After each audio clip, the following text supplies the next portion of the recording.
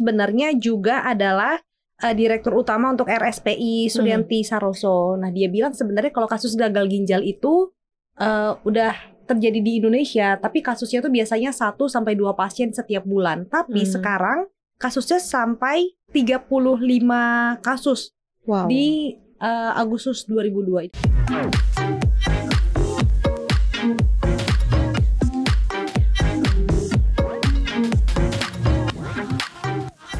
Hai Sobat Cuan, apa kabar? Semoga dalam kondisi sehat walafiat ya. Walaupun mungkin sekarang kita lagi diuji tidak bisa sembarangan minum obat. Waduh, ya. bener banget.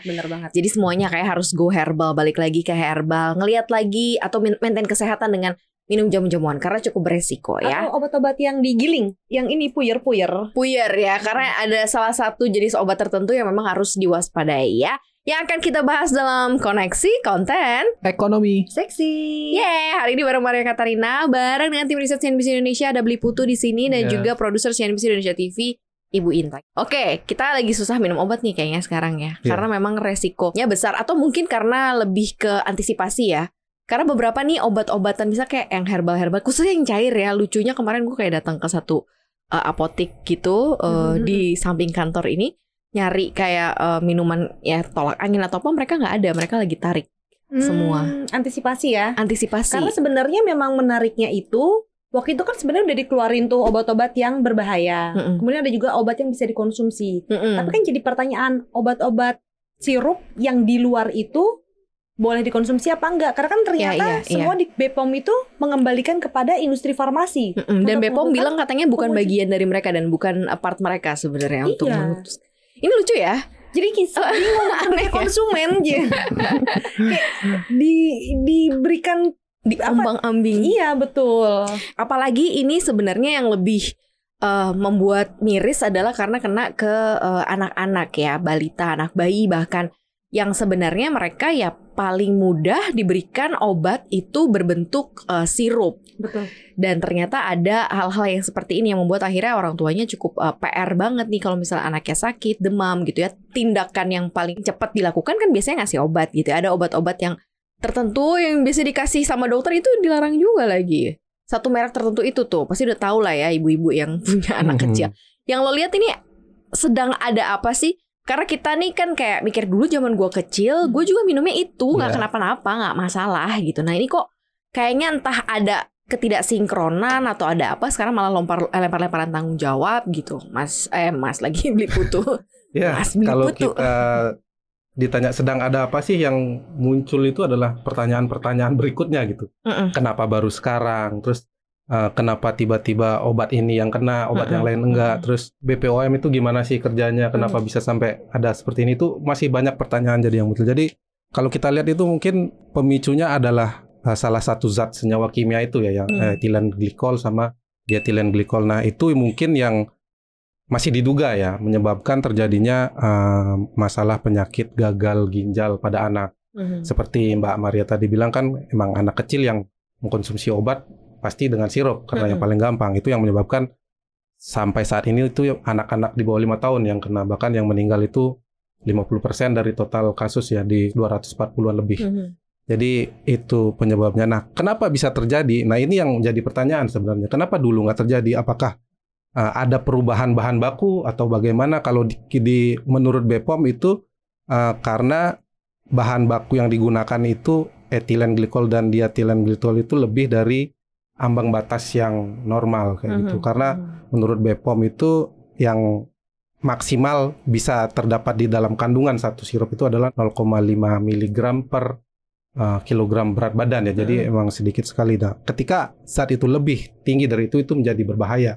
Tapi sebenarnya apapun yang berlebihan itu berbahaya sebenarnya. Kita minum air putih aja kalau berlebihan itu bisa sangat berbahaya, bisa terjadi pembengkakan otak. Makan nasi berlebihan bisa menyebabkan kegemukan, apalagi zat kimia itu yang berlebihan. Nah itu yang sangat berbahaya sih sebenarnya.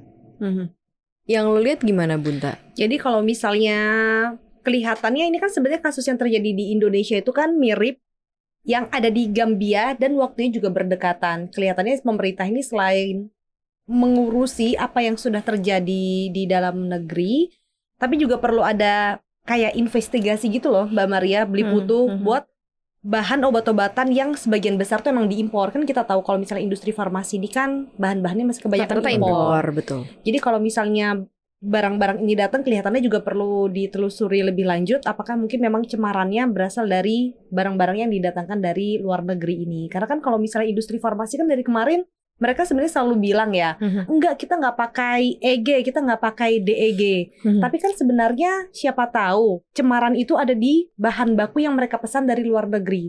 Jadi kan komposisi bahan bakunya kan mungkin mereka nggak benar-benar ngerti ya, karena kan produsen pemasoknya yang paham. Jadi mungkin itu juga bisa ditelusuri lagi. Iya, makanya ini kan masih jadi tersangka lah ya istilahnya si ethylene glycol. Apakah memang benar karena senyawa kimia ini ataukah berbeda gitu. Tapi kalau kita bicara mengenai EG ini, memang Indonesia importir bahkan nomor 9 secara global gitu ya. Dan hampir rata-rata tren impornya ini dalam waktu 5 tahun terakhir ya, dari 2017 sampai dengan 2021 itu semua dari India. Nah, ini menarik banget sebenarnya untuk ngomongin masalah ethylene glycol karena kita kan lagi hilirisasi batu bara ya. Jadi waktu itu ada di satu forum ngobrol soal masalah produk turunan batu bara karena kan industri ini mau sunset, kemudian nanti dia harus bergeser ke yang lebih ramah lingkungan atau mengeluarkan produk turunan. Nah, EG ini, ethylene glycol ini senyawa yang memang dihasilkan dari turunan batu bara sebenarnya.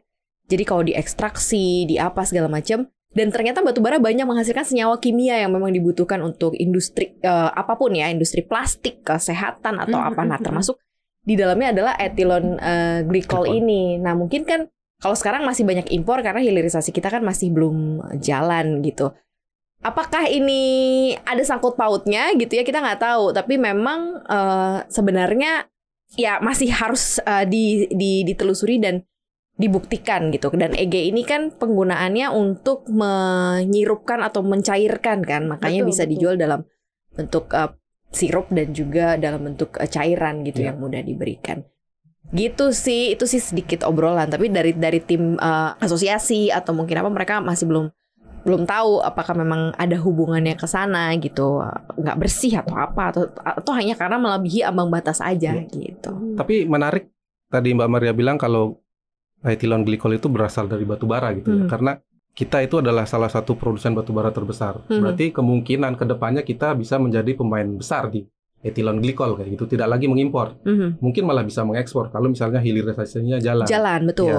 Dan jangan salah, ethylene glycol ini bukan barang yang buruk. Iya, gitu ya. Iya. Bukan penyebab kematian. Mungkin karena melebihi ambang batas itu. Tapi kegunaan ethylene glycol ini sebenarnya banyak, bisa di industri macam-macam gitu, tidak hanya di farmasi. Jadi jangan dulu menganggap ethylene glycol ini sebagai barang yang jahat kayak gitu, karena mungkin kedepannya bisa menjadi nilai tambah justru. Nah, kebetulan ada momen seperti ini, kita jadi tahu apa ada ethylene glycol gitu, mungkin bisa dikembangkan selain di farmasi lah, mungkin yang bisa memberikan nilai tambah lebih. Itu kayaknya kita perlu ke arah sana gitu sih. Terus mungkin nanti kalau misalnya memang ada barangnya langsung dari dalam negeri, mungkin pengawasannya juga lebih ketat ya. Jadi kalau misalnya nanti ada bahan-bahan baku yang buat farmasi, jadi nanti langsung bisa dicek di sini juga gitu kan. Apakah yang buat bahan baku itu ethylene glycolnya udah sesuai batas atau tidak. Lebih mudah mungkin harus ngeceknya.